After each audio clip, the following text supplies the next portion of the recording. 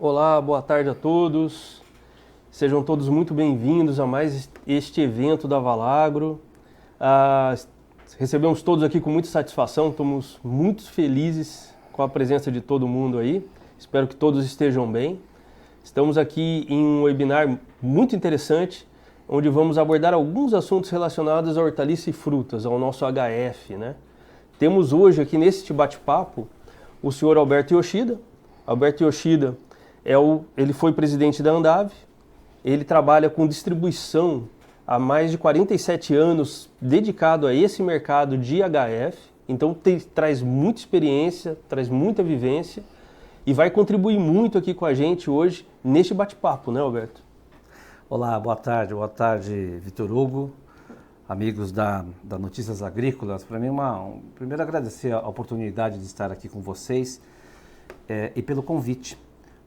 Eu acho que é sempre importante a fala do mercado de HF brasileiro. O Brasil ele é um país extremamente importante no agronegócio brasileiro, Vitor, mas o HF também é tão quanto importante o mercado de cereais. Então, para mim é um super prazer poder estar aqui com vocês e a gente poder estar falando desse mundo, né, maravilhoso que é o mundo das horticulturas e da fruticultura aqui no mercado brasileiro. Maravilha, fantástico. E acredito que temos muito realmente a conversar. E hoje a ideia é realmente ser um webinar mais conversado.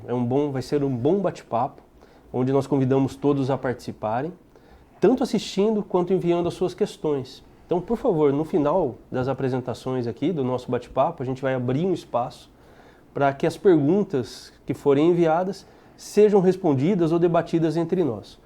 Então aqui a apresentação é uma apresentação bastante conversada, né, Alberto? A nossa ideia é pôr alguns slides onde vamos apresentar alguns tópicos, discutir sobre eles, discursar sobre eles e assim seguir adiante num tema que é fundamental e muito atual. Nesse mercado de HF, que como o Alberto comentou bem, tem uma expressão muito grande no mercado e está muito próximo de nós, consumidores, não apenas do produtor, mas nós consumidores nos grandes centros, né? O HF está ali no dia a dia, 2, 3 vezes por dia, nós estamos tendo contato com hortaliças e frutas. Então isso é muito importante e os tópicos que abordaremos hoje irão contribuir profundamente aí nesse bate-papo. Muito bem, vamos dar abertura já na nossa conversa, vamos passar o nosso slide, por favor. Muito bem, o nosso tópico hoje vai ser falar sobre como trabalhamos qualidade, rentabilidade e sustentabilidade. É um trinômio bem interessante de abordar, porque muitas vezes eles parecem levemente desconectados, mas eles têm tudo a ver. E nós vamos aqui hoje trazer esses temas, centrados aí na nossa apresentação, buscando exatamente essa contribuição de diferentes tópicos, com foco em sustentabilidade, rentabilidade e qualidade. Qualidade é algo fundamental no HF. O HF ele não produz apenas toneladas por hectare, mas ele vende muito a sua aparência. E muitas vezes isso é um impacto que nós cobramos muito grande do produtor e que temos que estar dispostos a entregar ao consumidor. Por isso, produtos como os que a gente vai comentar aqui e algumas práticas que nós vamos abordar também, podem trazer muitas vantagens, muitas ferramentas úteis para a gente que está ali na linha de frente no dia a dia da produção. Seguimos com a apresentação então. Vou passar a palavra para o nosso amigo Alberto. Alberto, por favor, vamos começar o bate-papo. Maravilha. Vitor, assim, um pouco da minha história, a nossa empresa, a empresa que eu represento na distribuição, essa empresa tem 47 anos no mercado de distribuição. E nós estamos, assim, o nosso lugar onde nós trabalhamos é no mercado de hortaliças, onde margeia praticamente o estado de São Paulo, na região do Alto Tietê, Mogi das Cruzes, Biritiba-Mirim, e agora também no mercado de Piedade e Biúna, que talvez seja os 2 maiores cinturões verdes do estado de São Paulo. Nos últimos 20 anos, talvez, que eu esteja mais presente, o mercado, a produção, os agricultores, nós tivemos uma grande evolução no processo de produção. em tecnologia, na preocupação, na saúde. Então aqui nesse slide a gente consegue expressar assim, um pouco dos temas que são mais pujantes hoje quando a gente fala de HF, quando a gente fala de FLV, frutas, legumes e verduras ou hortaliças. Eu acho que um ponto importante que a gente vem trabalhando muito hoje é essa questão da preocupação da segurança alimentar, que a gente vai falar um pouco mais na frente, a importância da segurança alimentar e o poder que o consumidor tem em cima dos nossos produtos. Né? Essa questão da rastreabilidade, por exemplo, é um tema que hoje está bastante em moda. Tecnologia, então, não se fala, né, Vitor? Não só a tecnologia digital, mas a tecnologia embarcada na genética, na nutrição, na plasticultura. Enfim, eu acho que a tecnologia hoje ela vem num novo viés, com essa preocupação da gente produzir muito mais com menos. Então, acho que hoje, quanto maior o índice tecnológico que a gente incorpora nos produtores, nós conseguimos aumentar a produtividade e abaixar os custos. Acho que essa é a grande sacada, principalmente quando a gente fala da sustentabilidade, da relação do produtor e da relação do mercado efetivamente. Sabemos que nos últimos meses, ou agora no último semestre, os custos de produção assim, são os grandes vilões hoje, principalmente do nosso negócio. O nosso produto ele não tem uma relação de troca em dólar, por exemplo, como tem os cereais, que é exportado. Portanto, assim, o custo efetivo da produção hoje no mercado brasileiro compromete bastante, em parte a qualidade, parte a questão da tecnologia. Então, esse é um ponto importante que a gente poderia discutir e, de repente, você tem até soluções para que a gente possa diminuir essa diferença. Perfeito, Alberto. Eu acho que esse tema, esses pontos que você levantou são bem interessantes, porque quando nós olhamos hoje o mercado agrícola, a maior parte dos insumos tem um lastro muito forte ainda no câmbio, sofre um impacto cambial muito forte. E quando nós olhamos o HF, ele não é necessariamente principalmente o mercado de hortaliças, né? Ele é muito focado no mercado interno, onde nós precisamos realmente equalizar essa sustentabilidade de mercado para o nosso público consumidor.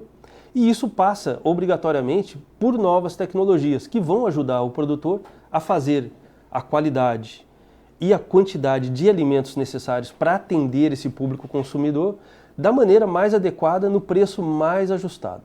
Então tudo isso passa por tecnologias e por práticas de manejo que com certeza a gente vai acabar abordando algumas delas aqui hoje. Sem dúvida, sem dúvida. Eu acho que o nosso consumidor também está muito mais responsável, né? A pandemia contribuiu bastante para esse novo momento do nosso negócio chamado HF. Mas enfim, acho que a gente tem muitos assuntos para discutir daqui a pouquinho. Com certeza. Vamos dar uma olhada então no cenário macro? O que nós temos hoje nessa horticultura? Quando a gente fala de horticultura, o que nós vemos? Esse é o número da BCZEM. Eles apresentaram há 2 anos atrás, mas acho que a mudança não foi tão grande. Se a gente fizer uma soma, né, da área de milho e soja, por exemplo, nós estamos falando algo em torno de 100 milhões de hectares no Brasil, talvez. E o HF no Brasil não representa nem 1 milhão de hectares. A fruticultura talvez por volta de 2 milhões, mas esse HF, né, o HF raiz, ele não tem nem 1 milhão de hectares. O mercado de folhosas não tem nem 1 milhão de hectares nesse mercado brasileiro. Ele é um mercado importante. É um mercado que não parou, mesmo na pandemia, em 2020, os produtores não pararam de produzir, o brasileiro sempre teve as hortaliças na mesa, disponíveis nos pontos de vendas, mas esse é um pouco do retrato. Evidentemente que São Paulo ainda é o maior centro produtor de folhosas, aqui nós estamos falando de folhosas, basicamente, mas São Paulo ainda é um dos grandes centros produtores de folhosas do Brasil. E no outro slide a gente tem o tamanho do mercado da fruticultura, né? Hoje a fruticultura no Brasil, ele representa por volta de 2 milhões de hectares. Extremamente importante, algumas culturas que também são exportadas, né, Vitor? A gente tem a questão da manga, a questão da uva, a questão do melão. Nós temos algumas variedades que são exportadas. Muita coisa importada, nós importamos muita coisa, principalmente no final de ano, exportamos parte da nossa fruticultura, mas esse é um mercado que evoluiu muito, principalmente em tecnologia de produção. Se a gente pegar o mercado da uva, né, a genética da uva, a produtividade da uva, o morango, por exemplo, né, que ainda o solo é importante, mas subiram o cultivo de morango em slabs, em coxo e assim por diante. Então, acho que nos últimos anos, a evolução da fruticultura foi muito interessante, foi muito importante para o mercado, principalmente para o mercado interno brasileiro. E é bacana quando a gente tenta, talvez lá na frente, Vitor, a gente conectar a importância da horticultura, a importância do HF brasileiro versus a saúde. Eu acho que hoje, no momento de pandemia, saúde e boa alimentação, que é o nosso caso, é produzir alimentos saudáveis, frescos, são produtos que têm uma alta perecibilidade, né, não tem um shelf life muito longo. Então, isso a gente tem um desafio gigante, que é produzir mais alimentos mais saudáveis, ter um processo de rastreabilidade e tornar isso disponível para o consumidor brasileiro. Né? Perfeito. Eu acho que esse é o nosso maior desafio. E um dos desafios que eu queria falar no final, mas vou falar agora, que é assim, Vitor, muitos brasileiros não conhecem isso que a gente está falando, sabe? E alguns, eles não sabem o que é o agronegócio brasileiro. E os que acham que sabem ainda falam que nós somos nocivos. Então, hoje, no nosso webinar, é legal mostrar para eles que todas as empresas do agronegócio têm essa responsabilidade de entregar uma segurança alimentar. E nós estamos entregando toda a segurança alimentar e hoje tem protocolos, tem instruções normativas que garante a qualidade do produto lá na gôndola do supermercado. Né? Isso é fato. E bem interessante trazer esse tema, Alberto, porque quando nós olhamos a produção, nós que estamos no dia a dia da produção aqui no Brasil, esse cuidado, essa regulamentação é parte do cotidiano do produtor, do profissional do agro e de toda a cadeia produtiva. Então, a nossa atenção para essas regulamentações é muito grande. Principalmente hoje que nós olhamos que os insumos têm ganhado ainda mais peso no custo do produtor. Então, todo cuidado, toda atenção ganha ainda mais destaque. E isso de trazer para o produtor, para o mercado consumidor de diferentes regiões do Brasil, produtos com qualidade e segurança alimentar, é um compromisso de todos nós e cada vez isso cresce ainda mais no mercado dos produtores. Então é um destaque que nós realmente precisamos dar sempre, porque é parte do nosso dia a dia e faz parte do nosso trabalho também divulgar essa segurança pela qual todos nós zelamos, porque isso é um dos fatores também muito importantes da adoção do maior consumo dos HFs ao redor do Brasil. Um detalhe que você comentou que eu achei bem legal também, com relação a essas frutas de exportação, né? As tecnologias agregadas ao que nós vemos mudou demais nas últimas décadas.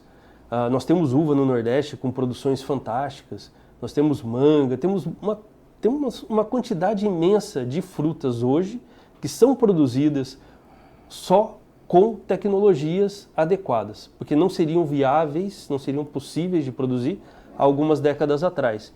E tudo isso traz o quê? Uma maior disponibilidade, acesso ao produto, uma melhor redistribuição desses HFs pelo país, principalmente um país tão grande quanto o Brasil. Quando olhamos as dimensões do Brasil e o posicionamento dessas hortaliças e frutas, essa distribuição chama muito a atenção com relação principalmente a HF, quando nós vemos uma proporção um pouco mais equilibrada, um pouquinho mais concentrada aqui no sul e sudeste, mas frutas temos uma distribuição um pouco mais restrita em alguns grandes polos de produção. E nós temos que ter frutas ali em quantidade e qualidade suficiente, tanto para exportar, quanto para redistribuir por todo o Brasil. Hoje nós achamos as frutas do Nordeste em toda a parte do Brasil. Maçã, foi-se o tempo que maçã era referência à maçã da Argentina. Nós produzimos maçã de excelente qualidade aqui há bastante tempo e está crescendo ainda mais a qualidade destas frutas que antes eram importadas e hoje fazem parte da produção nacional e são inclusive exportadas para outros países. Vitor, nós somos num país abençoado por Deus. Assim, eu já tive a oportunidade de visitar outros países e quase todos os estados brasileiros agrícola. Os estados agrícolas. E olha só, o Brasil é um dos poucos países que a gente consegue fazer duas safras, uma safra e uma safrinha na mesma época. Assim, isso no mundo, o Brasil é um dos poucos. A gente está num país tropical, nós temos recurso para a produção e nós temos como vocação a agricultura, né? Nós temos assim a possibilidade de produzir frutas, legumes e verduras o ano inteiro, diferente de Europa, Estados Unidos, alguns centros produtores onde tem neve, né? Enfim, onde tem menos quantidade de luz, mas o Brasil não. O Brasil, em várias áreas no Brasil, é possível produzir de janeiro a janeiro, todos os dias. Então, acho que esse é o nosso Brasil. E eu tenho eu tenho assim um viés que eu acredito que o Brasil também pode ser no futuro, além de ser um dos maiores exportadores de proteína animal, de soja, né? E algumas frutas, eu acho que as hortaliças também é um próximo passo que a gente deve trabalhar pensando efetivamente em exportação. O Brasil ele vai ser um país agrícola e exportável, assim, esse é um sentimento que eu tenho. Perfeito, Alberto, perfeito. E como parte de todo esse cenário de produção, entram também os supermercados, a rede de distribuição de todos esses alimentos que nós produzimos. É impressionante. Eu tenho uma relação com a Associação Brasileira de Supermercado, né, com o Márcio Miller, que é o superintendente da categoria. A gente tem conexões com APAS, a categoria FLV de algumas grandes redes de supermercado, conexão, porque nós somos os fornecedores de insumos para os fornecedores da categoria FLV nesse grande varejo. E o que chama a atenção é que hoje o grande volume de frutas, legumes e verduras comercializados no Brasil passa pelo checkout de um supermercado. Então o supermercado hoje tem uma importância grande. Historicamente, a participação da categoria FLV não chegava a 1% numa rede de supermercado e a gente conhece supermercados alguns supermercados que têm 12, 13, 14, 15% da participação de FLV. Ou seja, a FLV hoje ele é um departamento tão importante quanto outros departamentos que tem lá dentro. Então, a gente vê grandes investimentos, né, nessas grandes redes de supermercado e essa categoria ela é muito mais segura, né? Assim, ela dá mais conforto para o consumidor e segurança de qualidade. São Paulo nós temos as feiras, Vitor. Cara, e feira, o meu amigo Hélio Junqueira, ele escreveu um livro contando a história dos 100 anos da feira aqui em São Paulo. E a feira é a feira. A feira é um segmento de oferta de produtos que nunca vai acabar. Isso nunca vai acabar. E as feiras estão com um pouco mais de tecnologia, cartão de crédito, segurança, estacionamento. Ou seja, a maneira que a gente entra numa feira hoje é muito diferente de alguns anos atrás. E esse também é um segmento que talvez ele não cresça, mas ele mantém. Ele mantém as feiras e a feira também é um outro lugar. As boutiques que tem em São Paulo, por exemplo, tem muitas boutiques, né? Esses hortifrutis, né? Que são coisas mais importadas, mais requintadas, que também é um outro mercado que cresce. E também, né, Vitor, acho que nesse momento de pandemia, um outro canal que cresceu, além do supermercado fazendo isso, mas a gente vê outros canais fazendo o digital, né, fazendo o e-commerce de frutas, legumes e verduras. A gente já assistiu alguma coisa disso, muitas startups entrando no mercado. Então, talvez a maneira de você comprar e acessar o produto, ela vai evoluir também. Mas o supermercado ainda, com certeza, ele é o maior ou um dos maiores lugares de acesso a frutas, legumes e verduras. Perfeito. E Alberto, nessa linha, também pensando, aproveitando que esse gancho que você comentou do digital, a necessidade de uma padronização, de uma segurança naquele produto que está sendo separado, não vai ser mais pela dona de casa, não vai ser mais por uma pessoa que vai lá comprar para o seu próprio consumo. Ela vai comprar uma cesta, um kit. E quanto mais padronizado isso for, quanto melhor esse negócio em si for um padrão que a pessoa consiga entender e receber em casa, melhor. Esse é o desafio, né? Esse é o nosso maior desafio, né? Nós temos, por exemplo, esse novo conceito de cozinhar em casa, que acho que é o próximo slide até, que é o conceito de cozinhar em casa. A pandemia proporcionou ativar assim, esse gene cozinhar em casa. Então, muita gente cozinha e compartilha ainda o que está cozinhando. Sim. E você não faz ideia, Vitor, nos últimos meses, nesses últimos 24 meses talvez, o mercado de temperos e ervas, assim, aumentou muito. Nossa. Porque eles estão, né, o YouTube, enfim, todos os meios digitais ensina efetivamente a gente fazer um bom prato e compartilhar o que a gente está fazendo. Quando a gente fala em padronização de FLV, Vitor, acho que esse é o desafio de todas as empresas, inclusive vocês. Porque assim, o nosso produto depende muito do clima, né? Se a gente pegar os últimos 2 meses, por exemplo, aqui em São Paulo, ou no Brasil, onde nós temos o extremo da seca, a chuva, né? A planta estressa, né? Acho que você vai falar um pouco de estresse. Eu acho que esse é o nosso maior desafio. Procurar por mais tecnologia para que a gente possa entregar melhores padrões de qualidade para o consumidor final. Eu acho que esse é o nosso maior desafio. Quando a gente fala em áreas pequenas, mas quando a gente fala em escala, em produção e escala, e manter o mesmo padrão, aí sim, na minha opinião, tecnologia que envolve o cultivo, ele vai fazer todo o sentido. Com certeza, com certeza. E esse dado é interessante sobre o aumento do consumo de especiarias, das ervas, dos temperos de maneira geral, né? Porque realmente quando as pessoas passaram com a pandemia a ter que cozinhar em casa, porque apesar de ser muito prático a comida pronta, a comida congelada, é muito difícil você tocar isso como uma regra do dia a dia. Fazer isso todo dia, no almoço, na janta, no café da manhã. Você vai ter que acabar gostando ou não de cozinhar, você vai ter que acabar pondo a mão na massa e fazendo alguma coisa. Sem né? dúvida. Então nisso surgiram muitos realmente sites divulgando as receitas, os procedimentos para fazer. E as demandas, realmente, cada um começou a ver as frutas ou os alimentos de maneira diferente. Não é apenas comprar um saquinho no supermercado e deixar para alguém fazer. Não, tem toda uma elaboração, tem toda uma forma de abordar esse tipo de ação do cozinhar, que é muito legal, que é muito interessante. Traz um ambiente muito saudável também, Saúde, muito prático para a família. Né? Sem dúvida, saúde acho que é um ponto que hoje o pessoal vem trabalhando. Saúde e qualidade de vida, né? Eu acho que qualidade de vida e saúde, a alimentação faz parte, né, desse novo momento que a gente está vivendo.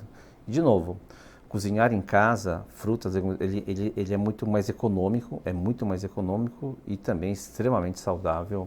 Está aqui, frutas, legumes e verduras. Perfeito, perfeito.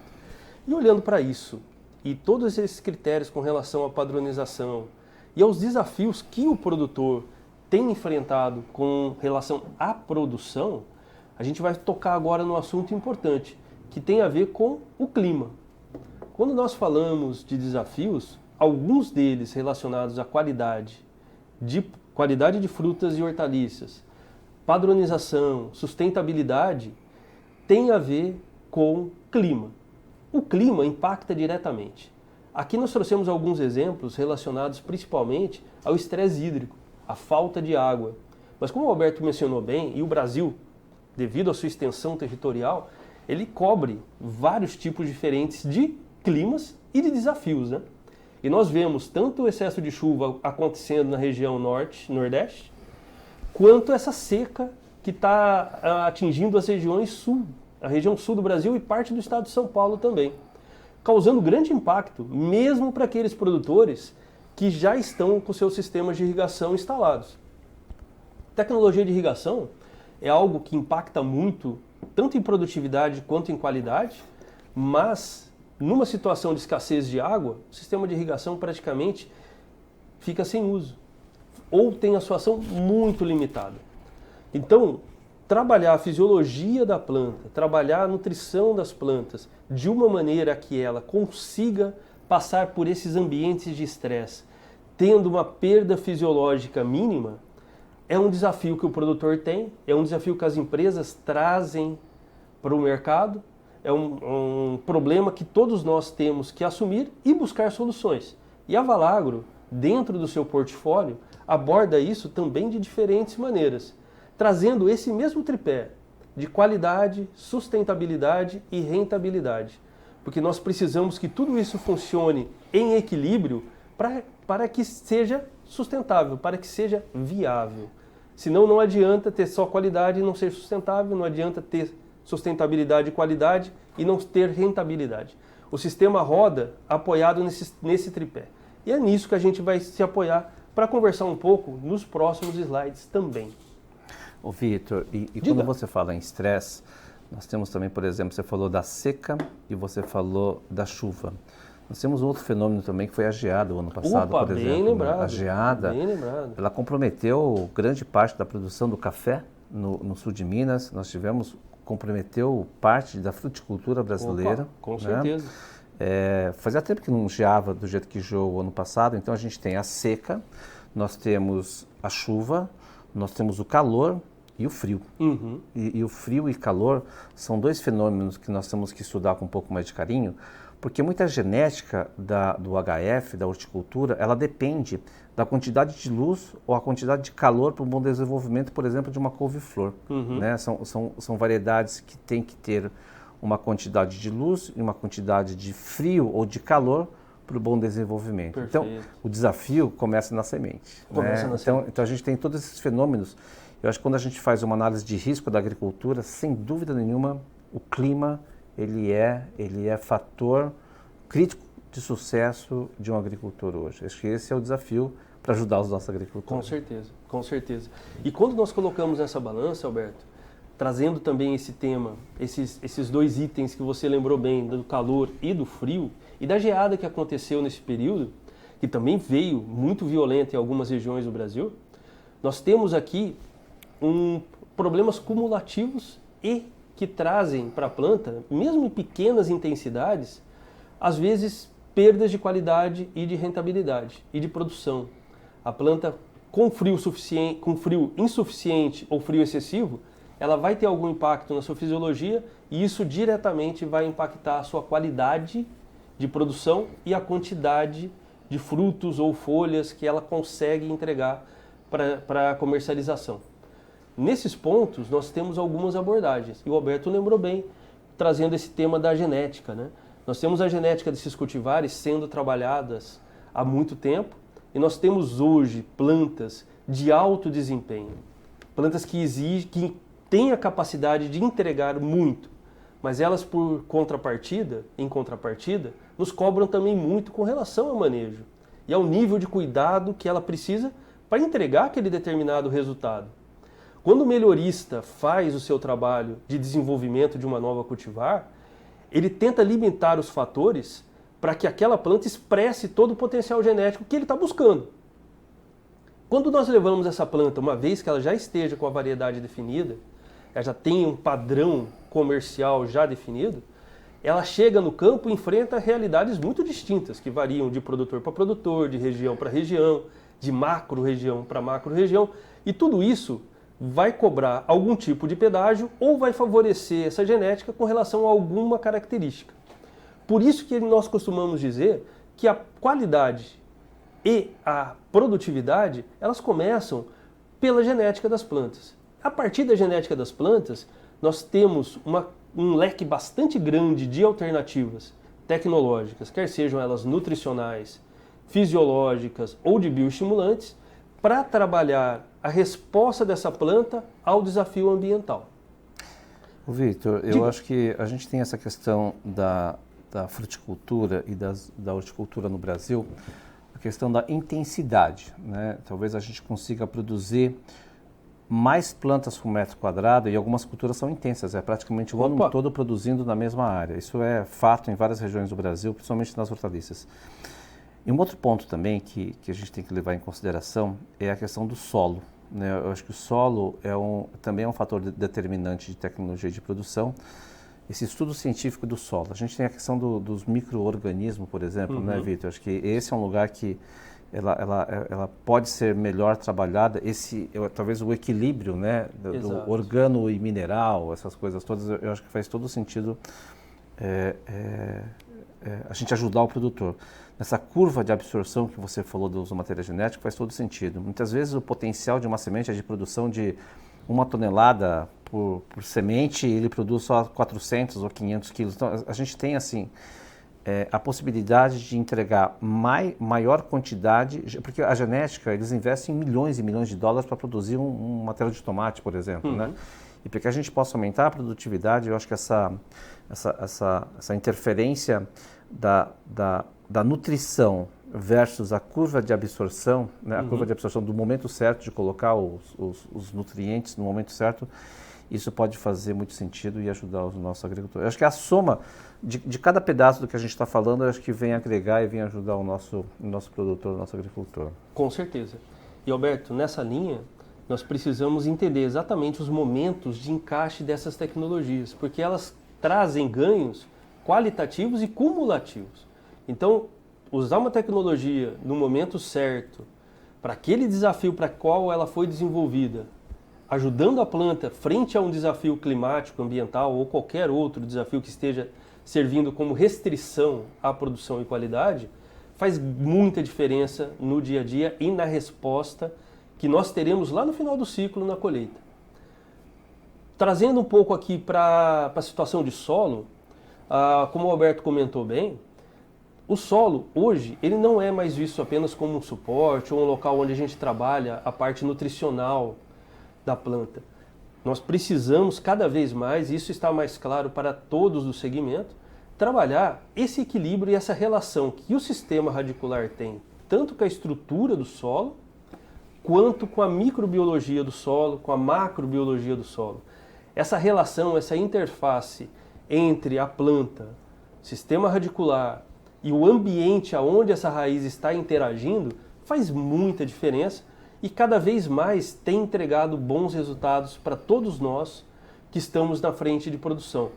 E isso passa tanto por uma adubação bem feita, um preparo de solo equilibrado, uma construção de um perfil nutricional do solo, aonde esse sistema radicular vai estar localizado para receber essa nutrição, para receber esses estímulos que estão sendo aportados, quanto uma atividade microbiológica que vai interagir com a raiz e o solo, de forma tanto a ajudar na absorção de nutrientes, quanto a tornar esse ambiente de solo, esse ambiente radicular, um ambiente saudável. Quanto mais desequilibrado, mais doenças radiculares nós temos, maiores as perdas. Por isso, buscar um equilíbrio no ambiente de rizosfera, no ambiente de desenvolvimento das raízes, é cada vez um foco mais importante. Tudo começa pela raiz. A raiz é a boca da planta, é por onde a planta absorve os nutrientes, a água e tudo que ela vai precisar para sustentar o desenvolvimento da sua parte aérea e dos frutos. Por tabela, qualidade e produtividade também. Agora, se esse solo não tiver um equilíbrio, ele não vai ser sustentável. Ele vai começar a cobrar muitas perdas de produção e qualidade que vão impactar depois na sustentabilidade do produtor e na qualidade do alimento que nós consumidores recebemos no dia a dia ou encontramos nas gôndolas dos supermercados. Olhando para esses desafios, nós temos algumas soluções que a Valagro pode trazer para a gente nessa questão dos nutrientes, do trabalho do solo. Mas, aproveitando aqui um destaque, né? Nós falamos de adubação de solo. Antes da gente abordar aqui o item das nossas propostas, nós tivemos aqui no ponto fertilizante, no quesito fertilizante, um impacto bastante grande com relação ao que o produtor tem acesso e isso impacta diretamente a nós consumidores. Por isso, dentro daquela linha, também que já foi comentado aqui, ajudar o produtor com tecnologia para que ele faça mais com menos. Trazer a tecnologia para ser um aliado da qualidade, da sustentabilidade e da produtividade. Um dos pontos aqui que a gente está dando destaque é para essa alta dos fertilizantes, que é algo que todo mundo que está envolvido no dia a dia da produção sente na sua produção, no seu dia a dia, né? Esse tipo de impacto trouxe algumas restrições, tanto de acesso aos fertilizantes, muita gente não conseguiu comprar todo o fertilizante que gostaria, muita gente está optando por trazer algumas soluções alternativas, como os adubos foliares, que são soluções válidas, que nos ajudam muito, tanto com relação a macro ou micronutrientes, mas são produtos que trazem também uma demanda muito grande com tecnologia aportada em suas formulações. Vejam que nós estamos fazendo aplicações maiores de fertilizantes foliares, em algumas situações, tanto em HF quanto em grãos, mas isso demanda também que esse fertilizante foliar seja compatível a uma aplicação com maior concentração. E isso só é possível com tecnologia aportada nessas formulações. Senão a gente não conseguiria trabalhar com fórmulas simples. Agora, esse impacto no preço, no valor dos fertilizantes, traz um pedágio bastante grande para todo o sistema produtivo. Ô Vitor, e é muito caro isso. Dependendo da variedade ou da cultivar, 40%, 45% do custo da produção é o fertilizante. E nós temos fertilizantes que saíram, formulações prontas que saíram da base em 2020 de R$80, R$90, hoje R$280. Assim, essa é uma realidade que o nosso agricultor está vivendo. Nesse gráfico que vocês viram agora há pouco, esse é o aumento efetivo da matéria-prima, né? A ureia, por exemplo, o cloreto de potássio. E além, assim, a gente não vai ficar debatendo por que aumentou, porque acho que todo mundo tem essas informações, mas além do aumento, é a dificuldade de ter o produto hoje. Eu acho que nós vamos ter ainda a dificuldade de ter alguns nutrientes disponíveis. Agora que a Bielorrússia anunciou novamente, né, fechar de novo a nossa relação comercial, principalmente com cloreto de potássio, isso causa mais um estresse. E a gente tem o estresse do pânico ainda, né? Porque o produtor que precisava comprar 1 tonelada, compra 2, 3 toneladas para fazer a reserva, e todo mundo fez isso, e isso causou mais falta de produto ainda no mercado. E a gente tem algumas formulações que ainda, nós temos muita dificuldade ainda de disponibilidade, isso é muito sério no Brasil. E aqui fica um apelo, né? O Brasil hoje, o custo de produção, a relação troca de fertilizante no final do ano passado ainda era interessante para cereais, que é o mercado de exportação, mas para o mercado de hortaliça, ele prejudicou muito o custo de produção dos nossos agricultores. Alguns produtos estão sendo entregues com menos qualidade porque o produtor está usando menos fertilizante. Isso faz parte, isso faz parte porque o custo ele está relativamente muito alto. Portanto, agora, Vitor, acho que os técnicos, nós como técnicos e agrônomos, agora é o nosso desafio de ajudar o nosso agricultor a produzir com esse custo de produção, sabe? A gente poder ajudá-los a aumentar o índice tecnológico com um fertilizante nesse... Agora vem o nosso desafio, acho que agora sim chegou a hora da gente pôr as tecnologias disponíveis à disposição do nosso agricultor, mesmo vendo essa questão de 267% de ureia, sabe? Esse mundo maluco que nós estamos vivendo. E o pior é que a gente não vê uma luz no final do túnel tão cedo, né? Eu acho que isso ainda nós temos um certo tempo ainda, então acho que agora vem o trabalho do pessoal de campo, pessoal que está no desenvolvimento, a levar mais soluções para o nosso agricultor. Com certeza, com certeza. E esse desafio, nós temos que assumir ele, porque realmente faz muita diferença para o produtor e depois para nós como consumidores. Mas existem alternativas que a gente consegue trazer para ajudar numa situação como essa. Porque realmente, como você bem comentou, mesmo hoje que a pessoa chegue e diga estou disposto a assumir esse custo a mais, muitas vezes a pessoa não consegue ter acesso porque não tem produto. Sem dúvida. Não tem produto. E esse efeito do medo é terrível, porque realmente muita gente, pelo medo de faltar, fez uma compra além do que precisava. É a síndrome do pânico. Isso. É a síndrome do pânico. Nós víamos isso no começo da pandemia também, né? Que todo mundo ia no supermercado, comprava um monte de coisa. Lembra da máscara? E estocava. Do papel higiênico? Mesma coisa. E agora com o testador de Covid? É a mesma coisa. Acabou tudo. Então o efeito do medo causa um desabastecimento por si só, né? Então nós precisamos o quê? Ter ferramentas à mão que possam nos ajudar nesse ambiente que estamos vivendo. Que é um ambiente em que, mesmo com condições, mesmo que a gente assuma um custo a mais, muitas vezes não temos a disponibilidade do produto ou do insumo desejado. Para isso, nós conseguimos, dentro da Valagro, trazer algumas soluções, algumas propostas, né? Uma delas aqui eu estou compartilhando com vocês é o Viva. O Viva é um produto que já está no nosso portfólio há muito tempo, há mais de 40 anos. Ele é um produto que vem a trabalhar a microbiologia do solo e o sistema radicular envolvido nesse ambiente de rizosfera. A atuação do Viva é em buscar uma melhor promoção de atividade desse sistema radicular, com melhor crescimento, com melhor atividade e dando para essa planta a capacidade também, por estar de um ambiente mais equilibrado, de absorver mais nutrientes. Então esse é um ponto-chave. Já que eu estou disponibilizando menos do que eu gostaria de disponibilizar, eu preciso maximizar o uso desse nutriente por parte das plantas. Então o Viva ele vai ativar esse sistema radicular de maneira a que ele tenha tanto o melhor aproveitamento de água quanto dos nutrientes também utilizados. E o Viva tem um ponto importante com relação à atividade microbiana do solo. Ele favorece muito a microbiota positiva, aquela que vai favorecer a atividade radicular, que vai interagir com o sistema radicular e também favorecer a absorção de nutrientes e liberação de nutrientes.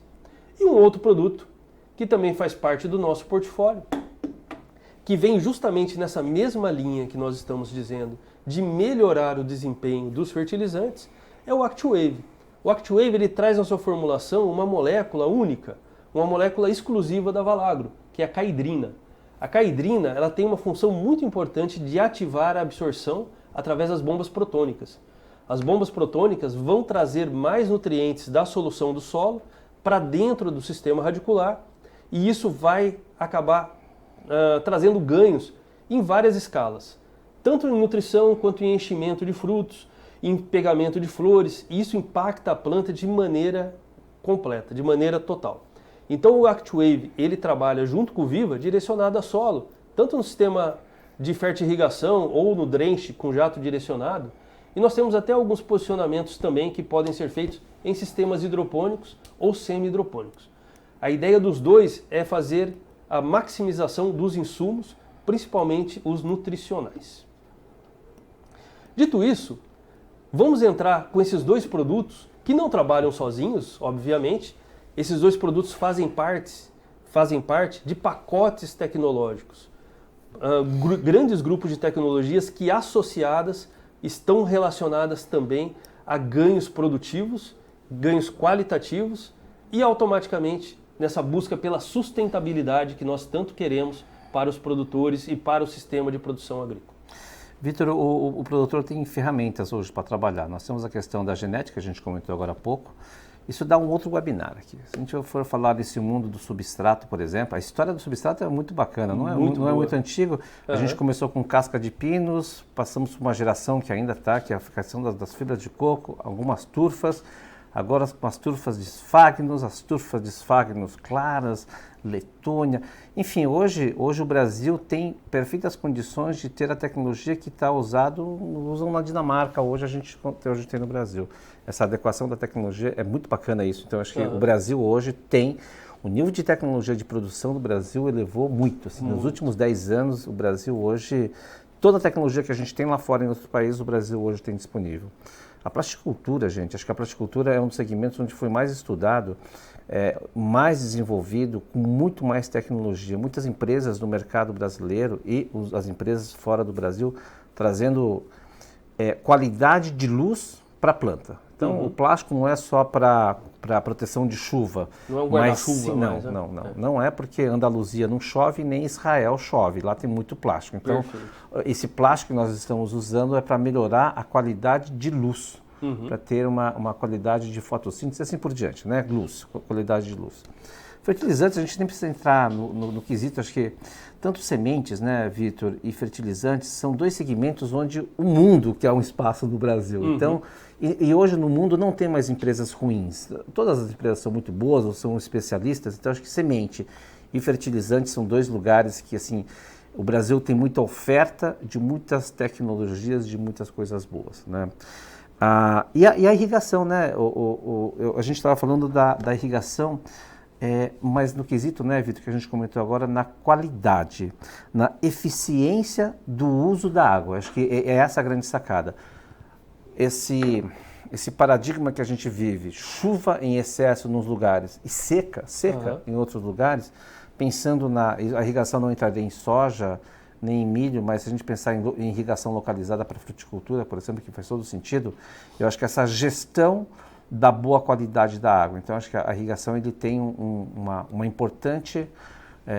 ele é muito importante para o nosso agronegócio, inclusive até para levar os nutrientes, melhorar a vida microbiana, enfim, acho que a irrigação ele faz o sentido. Vitor, eu não vou aprofundar aqui nesses 4 itens, 5 tópicos, que isso aqui daria mais um webinar. Se a gente contar a história da tecnologia de semente, substrato, fertilizantes, irrigação, a gente ficaria a tarde inteira falando. Eu queria partir para o outro slide, que lá a gente vai falar, eu gosto, mais dois aqui. Aqui a gente fala muito desse novo produtor rural. É muito bacana, não só na horticultura, mas também aqui nos cereais. É muito gostoso, é muito importante a gente ver jovens e mulheres no agronegócio. Assim, o Brasil hoje, muitos jovens, a segunda geração entrando, a terceira geração entrando, essa questão da adequação das conectividades, eles estão muito mais informados e trazendo cada vez mais a sustentabilidade para o seu negócio. E mais, né? Eles estão vindo muito mais preparados, estão muito mais capacitados, sabe? Acho que nós estamos com uma nova agricultura. E tem a parte da tecnologia, né? Longe ainda de falar de e-commerce, mas falando, por exemplo, nas documentações que hoje os DocSigns, essa seção de documentos de cartório, dos barters, das conectividades que nós conseguimos ter hoje, né, versus toda essa os cereais têm muita tecnologia embarcada, o que talvez o nosso maior desafio na tecnologia seria a infraestrutura tecnológica. Eu acho que o Brasil para que a gente possa ser muito mais eficiente e com muito mais escala na tecnologia, eu acho que o único ponto que nós tínhamos que atentar seria nessa questão da infraestrutura, para que a gente pudesse ser mais eficiente com todas as ferramentas que nós temos hoje. E aqui sim, nessa nova agricultura de tecnologia, eu participo de vários grupos, né? Mas as startups estão vindo com um apetite muito bacana. O Brasil tem muita coisa bacana que vai ser lançada nos próximos anos. Muitos investidores acreditando nesse modelo de negócio. Então, é muito saudável ver essa quantidade de novas empresas que vem abrindo no Brasil e todos falando em tecnologia. Sabe? Assim, isso vai ajudar e vai abreviar um pouco mais a vida ou a infraestrutura ou a produtividade do agronegócio brasileiro. Perfeito. E Alberto, uma coisa importante, acho que a pandemia destacou ainda mais esse mundo digital, onde todos nós já estávamos inseridos há algum tempo, né? Mas eu acredito que com a pandemia nós mergulhamos mais profundamente ainda nesse mundo digital, né? E isso traz o quê? Que as tecnologias hoje, elas têm um lançamento internacional. Se existe algo que aparece em Israel ou lá em Almeria, alguma tecnologia nova para a plasticultura, automaticamente ela chega para a gente como uma informação e a partir daí surgem as demandas e essa tecnologia em pouquíssimo tempo já está disponível. Sem dúvida. Então hoje tudo ficou muito rápido, o acesso à informação ficou muito rápido e isso democratizou muito. As tecnologias hoje não ficam mais na mão de poucos que conseguem ir lá acessar isso. Elas estão aqui no dia a dia, basta nós procurarmos. Hoje existe ferramenta para muita coisa que há pouco tempo atrás não se conhecia a solução. Mas dentro dessa linha ainda de trabalho, né, Alberto? A gente olha aí que tudo isso trouxe o quê? Um consumidor diferente, né? Ele está muito mais responsável, né? Isso é importante a gente estar falando aqui hoje da responsabilidade do consumidor final e vocês entenderem que o Brasil hoje tem normativas, tem instrução normativa, nós somos auditados, os produtores são auditados. São Paulo saiu na frente com um projeto chamado PEARA, que é um programa estadual de análise de resíduo no produtor rural. Nós temos no outro slide o RAMA, né, que é um projeto muito bacana do Abras, né, onde ele faz o monitoramento dos FLVs de vários supermercados que estão debaixo do guarda-chuva do RAMA e a gente consegue monitorar essa questão de resíduo e de registro. O Brasil melhorou muito, assim, hoje melhorou muito. Então, as inconformidades no Brasil tiveram um avanço grande, a consciência de usar um defensivos agrícolas, assim, hoje faz parte de todo um projeto. Além ainda de uma outra instrução normativa, que é a instrução normativa conjunta número 2, que é da Anvisa com o Ministério da Agricultura. Assim, acho que muita gente já falou da instrução normativa conjunta número 2, mas nada mais, nada menos do que a rastreabilidade. Eu acho que esse é um ponto. No próximo slide, assim, é um programa que existe, né, que é essa questão de conhecer de ponta a ponta, essa responsabilidade de ponta a ponta. Então, hoje, o agricultor brasileiro ele está muito mais consciente. Hoje, a indústria não produz mais defensivos agrícolas altamente tóxicos, isso não existe mais no Brasil. E hoje, a consciência do uso de um bom defensivo hoje é fato. Então, a instrução normativa existe, nós somos fiscalizados com bastante frequência. As verduras e frutas, para quem não sabe, eles são auditados, eles são coletados pela Anvisa em supermercados, em CEASA, levado para o laboratório e se der alguma inconformidade, o Ministério da Agricultura atua em cima do produtor como forma de orientação. Isso o Brasil avançou muito. Então, assim, é um orgulho muito grande saber que isso existe. Falando ainda em rastreabilidade, vários produtores no próximo slide, a gente tem vários, Vitor, várias certificações. Por exemplo, o Carrefour tem a certificação dela, o Pão de Açúcar tem a sua certificação. A gente tem uma certificação famosa que muita gente conhece, que é o Global Gap, que é uma certificação internacional. E hoje, dezenas de produtores de hortaliças e frutas já têm a certificação Global Gap. Ou seja, eles têm credenciamento para fazer exportação de produto, inclusive, com essa certificação, que são nada mais que as boas práticas agrícolas. Então, é muito bacana ver produtores de hortaliças e produtores de frutas de alto valor agregado.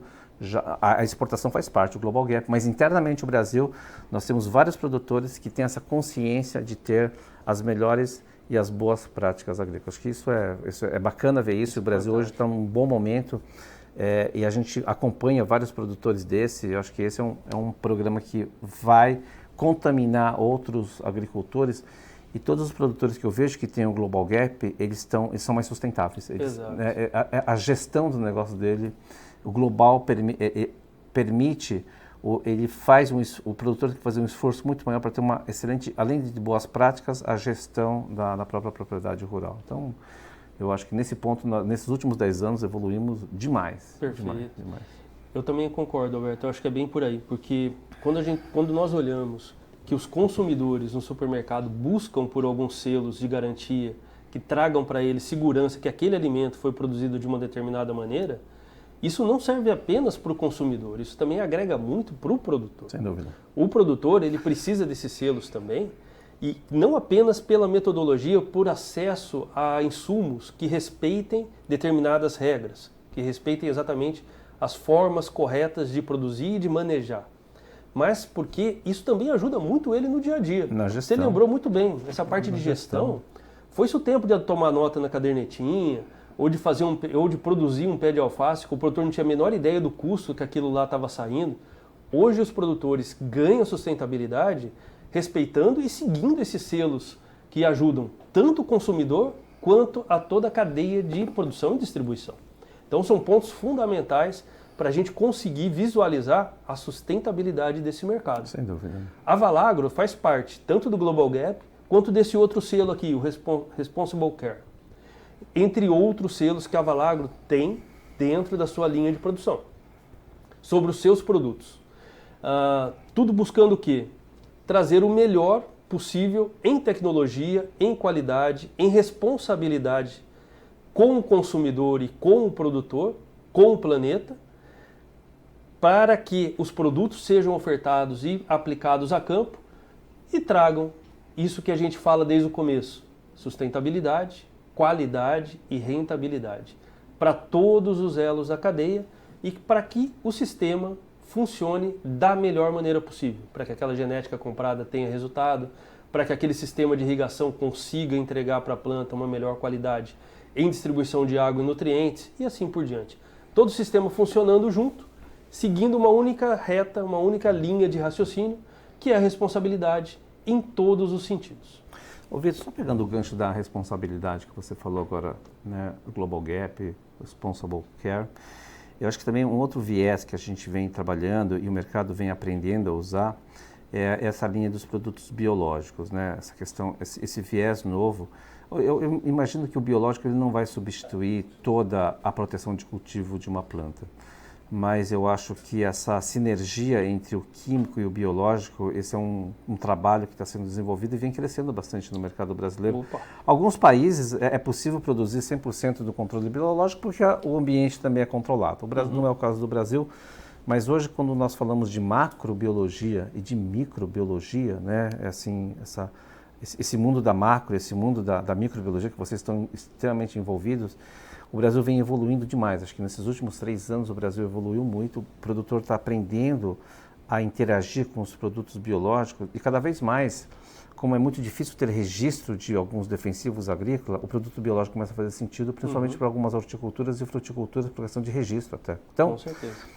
Falando em sustentabilidade, na minha opinião, biológico, ele é um segmento de proteção, um segmento de proteção de cultivo que vai fazer parte do nosso agricultor. De novo, não acredito que vai ser 100% por nós estamos no clima tropical, nós não temos cultivo protegido 100%, mas esse é um lugar que o investimento é alto, boas empresas entrando no Brasil, né?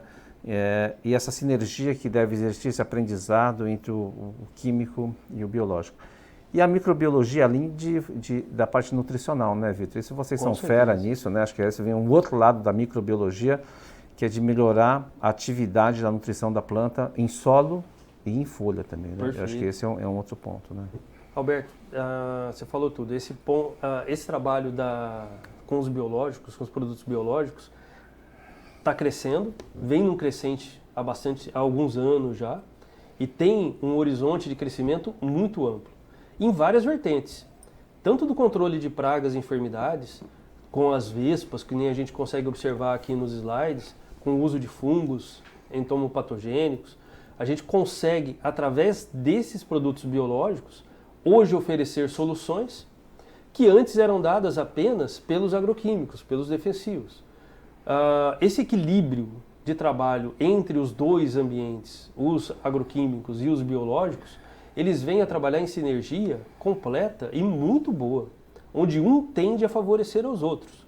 E não podendo esquecer que não apenas na parte de defesa, mas também de estímulo às plantas. Então o Alberto lembrou bem agora com relação aos micro-organismos que são aplicados diretamente sobre as plantas, não com viés de defesa, mas com viés de estímulo.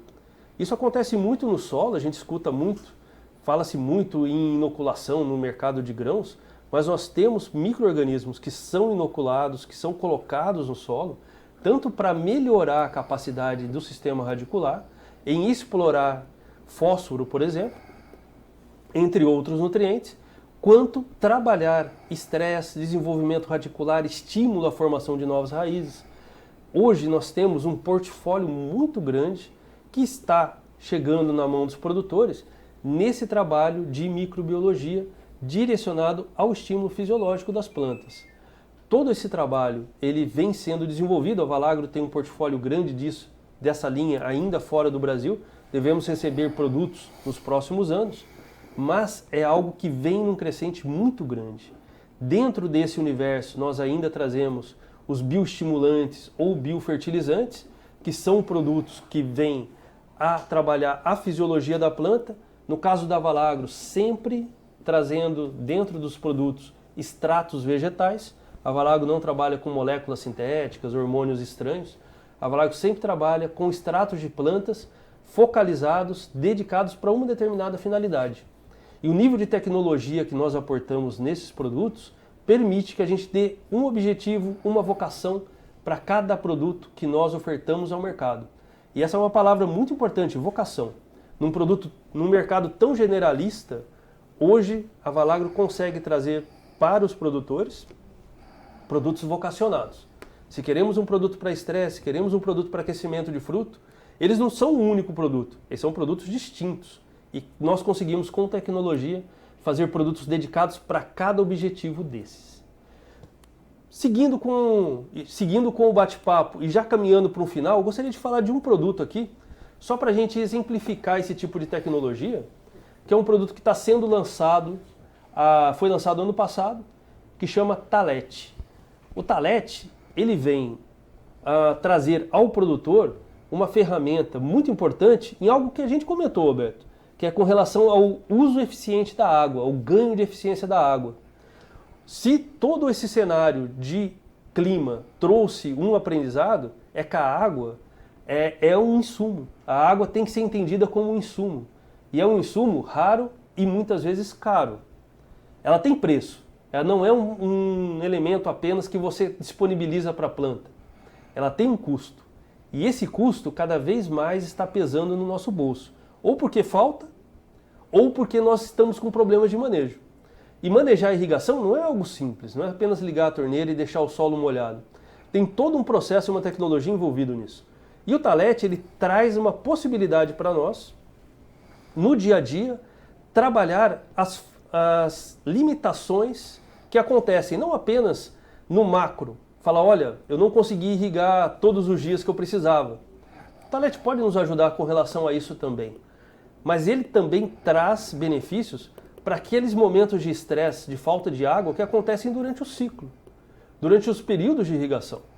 Então, se o produtor tem uma deficiência, um problema com relação a irrigar, com referente ao volume de água ofertado ou à disponibilidade, aos períodos que ele tem para colocar essa água no solo, tudo isso a gente consegue trazer com eficiência nessa nova ferramenta que a Valagro está trazendo e disponibilizando para todos, que é o Talete, que é o nosso lançamento. Ele tem sido muito bem trabalhado em várias regiões onde a irrigação já é bastante comum, como é o caso do Nordeste. Em outras áreas ainda que adotam pouca irrigação, estão conhecendo o produto, ainda para uso mais pontual. Mas mesmo em áreas onde a irrigação é tradicional e bem manejada, vemos ganhos com o produto. Temos resultados já colhidos em várias regiões importantes do Brasil e podemos disponibilizar isso para todo mundo conforme as demandas. Fantástico, né, Vitor? Se a gente pegar aqui o estado de São Paulo, por exemplo, os grandes tanques, os grandes reservatórios de água hoje do estado de São Paulo estão comprometidos. Estão comprometidos. O mundo mudou, a tecnologia mudou, mas o mundo climático mudou também aqui, na nossa produção. Então, eu acho que a questão dos índices pluviométricos, faz muito tempo que eu não via a nossa região tendo falta de água no mês de dezembro. Nós tivemos queda de produção por falta de água aqui em São Paulo, por falta de água, por falta de chuva em dezembro, que é uma época de período das águas nosso. E outro fator também, acho que é bem-vindo o Thalete, porque nós temos a questão de água, a dificuldade de água na agricultura. Acho que tudo isso faz parte para ajudar o nosso agricultor, né? Que bom, que ótimo que está vindo coisa nova. Com certeza, impacta muito. E nós vemos aí alguns cultivos que não usam tradicionalmente irrigação, como a maçã, crescendo muito a adoção da irrigação. Mas ela está crescendo por quê? Porque no sul não está chovendo? Hoje sim, mas não é só por isso. Porque o produtor começa a entender que a irrigação não é apenas uma forma de disponibilizar água. É uma forma de você conduzir a planta com nutrientes, com bioestimulantes ou biofertilizantes diretamente ao sistema radicular, para disponibilizar microelementos ou micro-organismos. Então você consegue trabalhar o sistema radicular de uma maneira distinta. Não é apenas colocar água, né? Então, esse é o conceito geral. Eu acho que a gente está passando aqui um pouquinho do nosso tempo disponibilizado aqui para o bate-papo. Mas eu queria responder uma questão aqui que chegou para a gente. Veio aqui uma pergunta. Diante da escassez dos adubos de solo, como os bioestimulantes e nutrição foliar podem contribuir para o melhor aproveitamento dos nutrientes? Chegou essa pergunta aqui para mim. Eu acho que nós podemos responder, né, Alberto?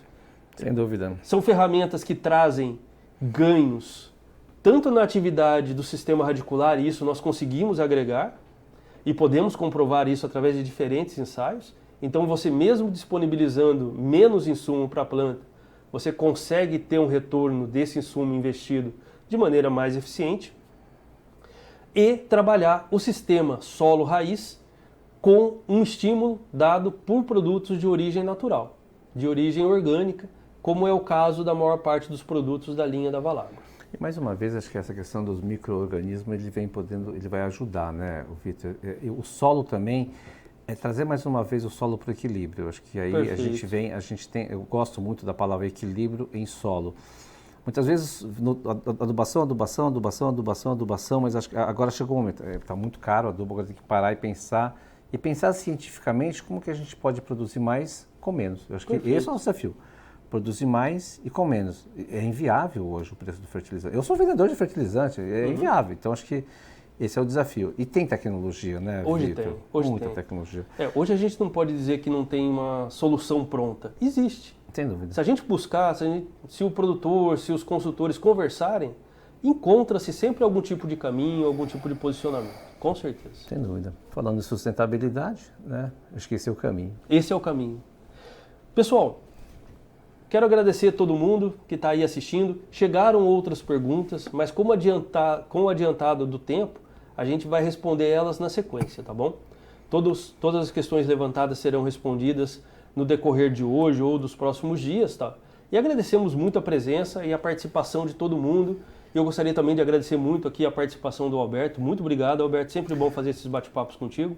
Imagina, para mim é sempre um prazer. Eu sempre estarei presente quando for convidado para falar do nosso negócio, para falar da agricultura brasileira, para falar da horticultura brasileira. Com certeza. Obrigado, viu, Vitor? E parabéns pela iniciativa. Eu acho que é sempre importante mais pessoas estar falando sobre tecnologia, sobre horticultura e a gente poder passar para o brasileiro, para o Brasil, a importância que nós somos hoje na economia, né? Obrigado, Vitor. Foi um super prazer estar com vocês aqui.